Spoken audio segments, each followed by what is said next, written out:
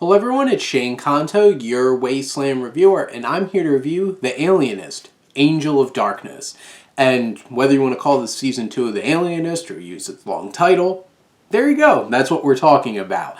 And this is I think TNT show I've been watching on HBO Max because both seasons are there, focusing on a dark kind of crime drama mystery, and this takes place in like the early 1900s in New York City and combines the efforts of a newspaperman, John Moore, played by Luke Evans, and Dr. Laszlo Chrysler, an alienist, played by Daniel Bruhl, and Dakota Fanning, who starts off as a secretary in the first season, has a lot more agency, and this is very much like a trio in this particular season of the show. And the whole entire setup of this series is like, it's a procedural. It goes to some dark places. That kind of makes it stand out a bit. But it's still a procedural, and the production design is great. The costumes, like the atmosphere is great. It doesn't have anything incredibly unique about it. And it's hard to do nowadays with so many procedurals out there, but at least I felt like you got some interesting aspects of these characters in this season. And like with Laszlo, Daniel Bruhl's a great actor, and you deal with some professional issues happening in his life, and also meeting a peer who he might have some feelings for, budding, and with Dr. Karen Stratton, played by Lara Pulver, and they have some great chemistry together. Their relationship, professionally and maybe a little bit more, is interesting, and I enjoyed them together. And then really this season, so John Moore is engaged to the daughter of William Randolph Hearst, which is a big newspaper man. It's a very interesting addition to this show. The first season had Teddy Roosevelt. It's like the police commissioner, and now you have like William Randolph Hearst. You have the Vanderbilts incorporated into this.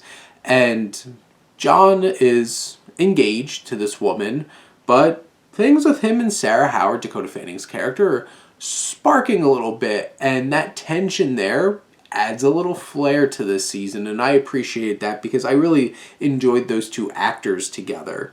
The big story of this season is these babies are being kidnapped and murdered. So baby killing, it goes to some dark places, and you have this mystery set around it. It's one of those kinds of things, like maybe you find out what's really going on like halfway through the season, and then it's more of like the chase to try to stop them kind of thing. So it isn't like building all the way up until the end of the season, but it's still darkly interesting.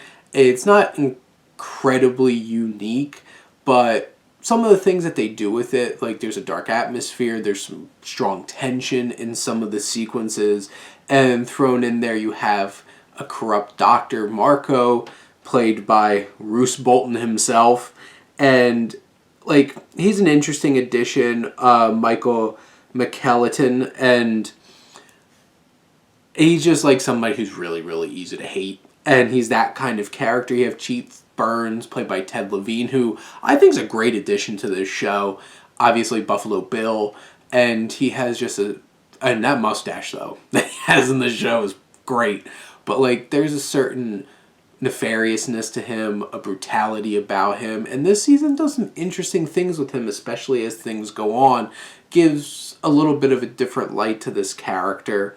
And then like the Isaacsons, who are working with Chrysler, they have their relationship and what happens in their lives takes an interesting turn here, adding a little bit more emotional impact for the season.